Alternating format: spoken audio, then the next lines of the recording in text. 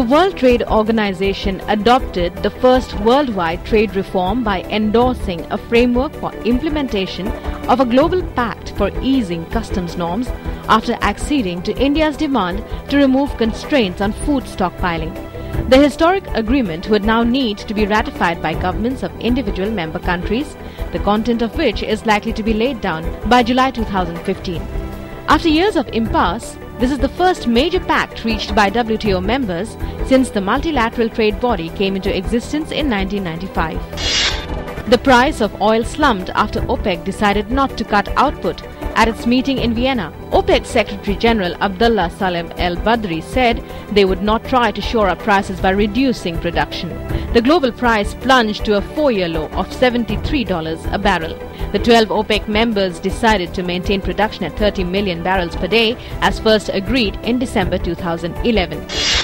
At least 25 people are reported to have been killed in an explosion in northeastern Nigeria's Adamawa state.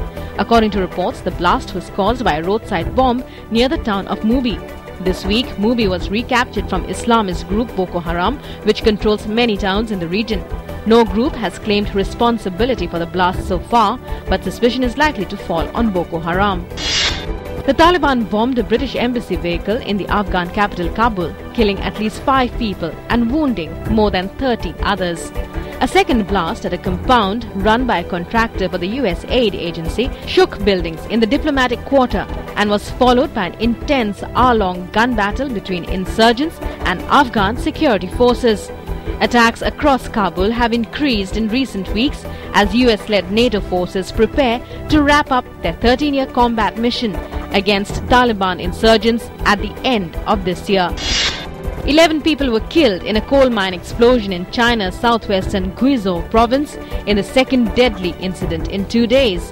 When the explosion occurred, 19 people were working underground, out of which 8 workers managed to survive.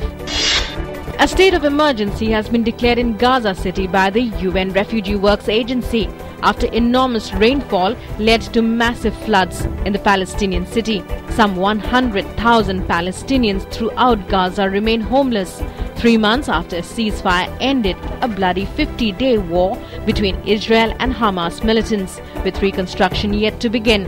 While no casualties have been reported from the flooding, UNRWA said it was supplying emergency fuel to municipalities, water sanitation and health facilities. Capoeira, a martial art which originated in Brazil, was added to UNESCO's list of cultural manifestations respected as intangible cultural heritage of humanity. The new status awarded to the Brazilian art form was announced at the 9th session of UNESCO's Intergovernmental Committee for the Safeguarding of Intangible Cultural Heritage.